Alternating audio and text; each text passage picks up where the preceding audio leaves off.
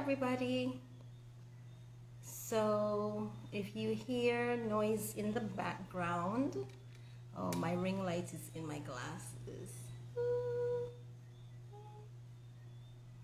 Okay, look at this. Oh dear, let's see what I can do. Nothing.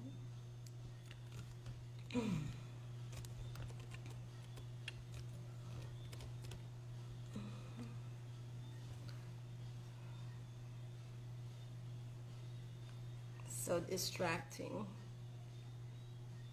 Look at that. Anyway, so I'll just take off the glasses until I need them. So until I figure out how to not have that happen. Anyway, this is live. This is Dr. Tamu of Coaching by Tamu and Innovative Education and Training Solutions. And I am here to talk about a way to research what your market wants, research what and validate the idea that you have for a product or a service without doing high level market research, right? So we're here to talk about how do you get information so that you can understand what your market wants from you in terms of a product or service without the investment in traditional marketing research. So that is actually called customer insight. Hello, Sinful Vision 20. I have to keep putting my glasses on and off because I realize the ring light is in my glasses, but I still can't see, so bear with me. So the thing is that I say this every time, but it bears repeating.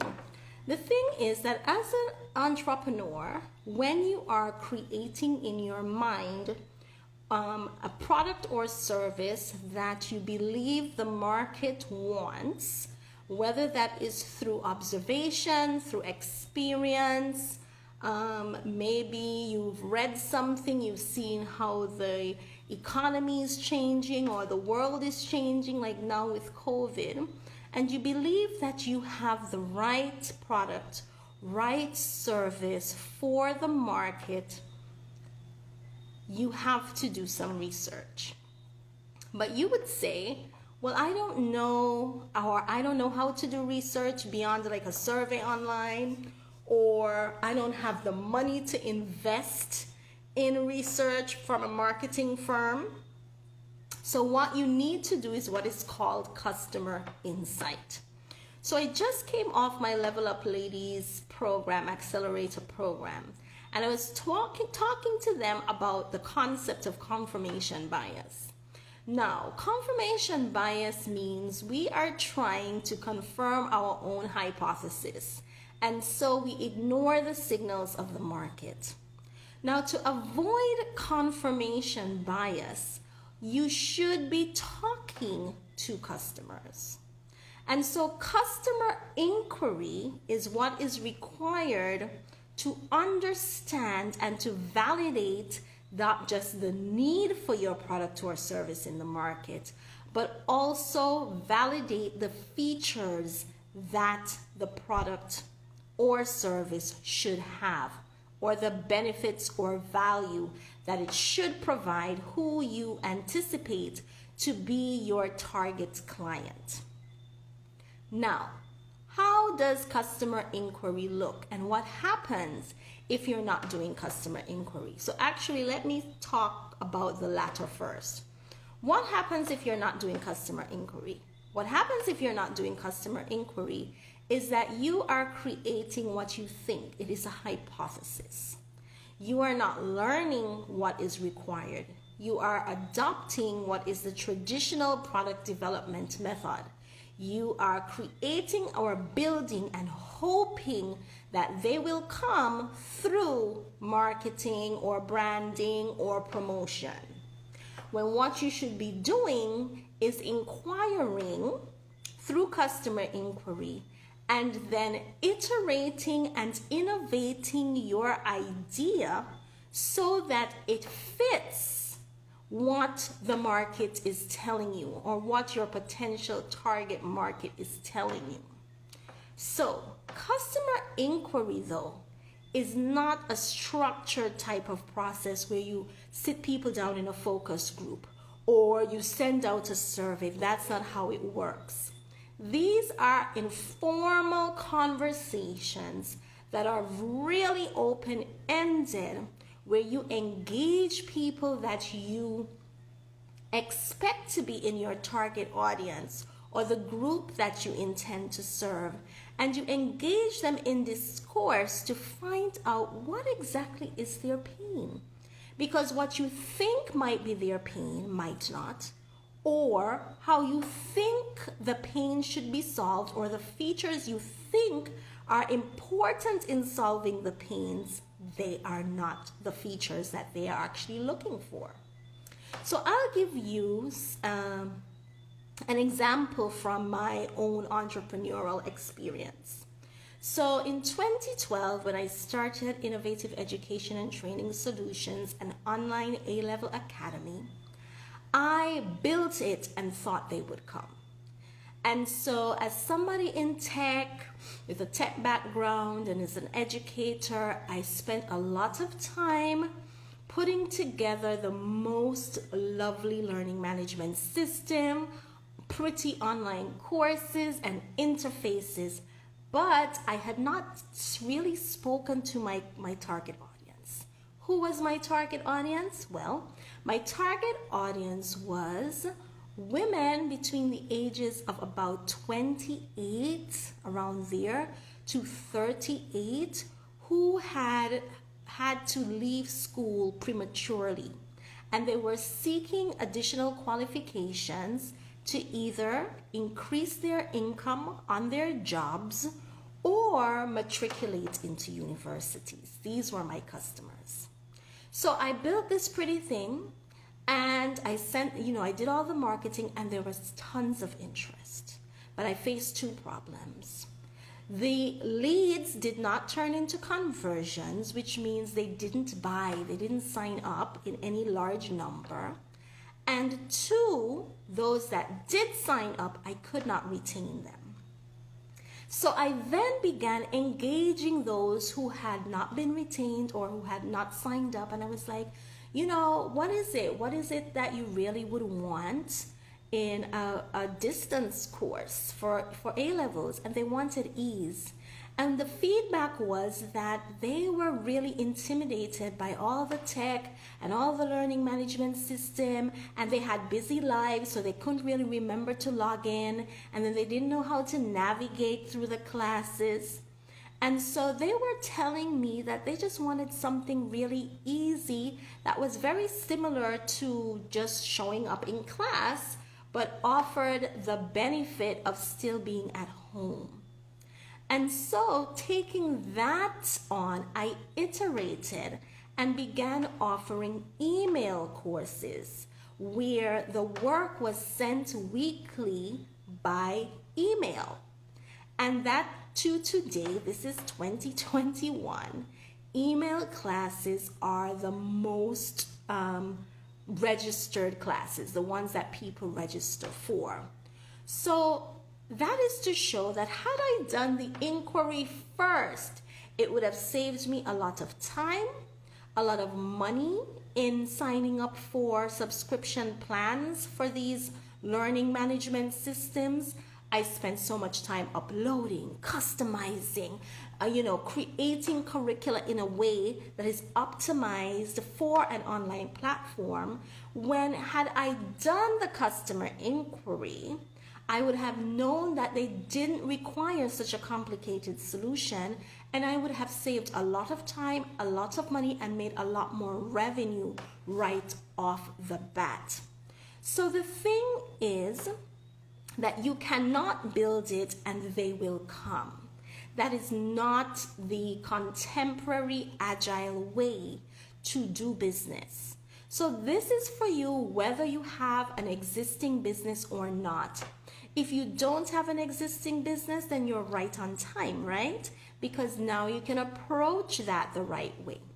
If you have an existing business, right, and something isn't doing really well, one of your product or service lines, you want to engage in customer inquiry and find out if the pain point exists that you think you are solving, or if the way you are solving it is what the customers want. And unfortunately, sometimes you will find out that none of the above is true. Customers don't want what you're offering. The pain is not, sometimes the pain is there, but if the pain isn't big enough to motivate spending on it consistently, then it's not a pain that you should be solving, because you cannot make consistent or stable income from that. So that's also important to know. Now, with customer inquiry as well, you want to use this to determine how much investment of resources and time should you put into it. Where should your effort go? But a rule of thumb is that you should be doing customer inquiry and validating and creating the most bare bones or minimum viable product or service initially. Why? Because when things are scaled back with just the bare minimum, it's easy to modify when you learn from your customers. It's really hard to disassemble and break apart things that you've spent a lot of money and time doing. Also, research shows, because I love some research, right? I'm always talking about research. The research shows, I should have had my little book there with the numbers, but the research shows that clients, especially of new product or service, they prefer simplicity to complexity. So you need to figure out how to make your offerings as simple as possible so that you can communicate clearly to the customer and they understand. Now, here's some research for you. Now, a group of shoppers, they had two displays. They were tested with two displays.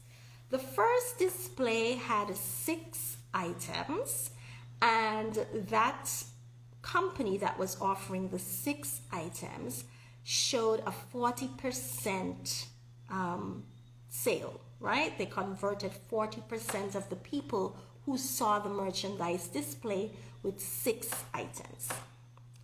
Then that same company had a display with 24 items, and they saw, I think it was a 3% conversion. Why? Because when people are faced with too much complexity, they get confused and they get paralyzed and they do nothing. So these are some tips for you.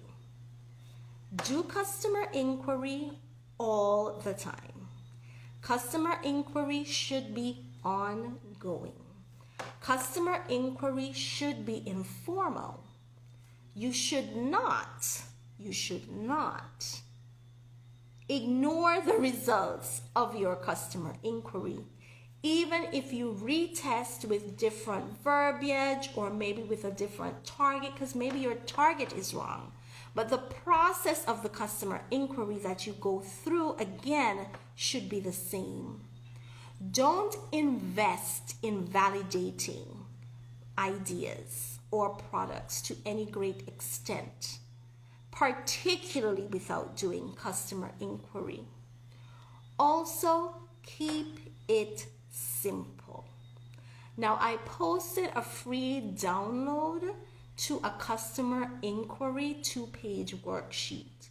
This shows you how to go about structuring customer inquiry to gain customer insight. It's free, it's downloadable, It's in the bio. And so this will help you to begin to frame your mind and to understand the questions and the steps, questions to ask and steps to take when attempting to validate your product idea, service idea, product features, service benefits with your intended target audience. So check out the link in the bio. Also, if you want to work with me, and I have a slew of products, right?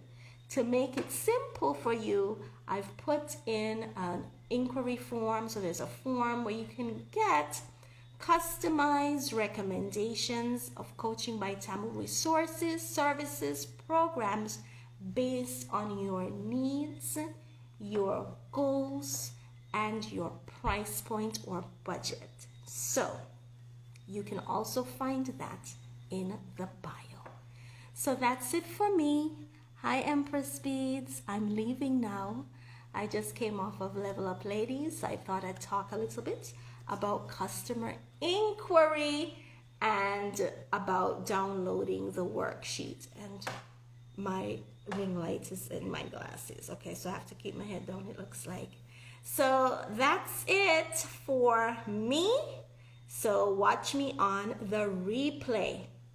Bye, everybody.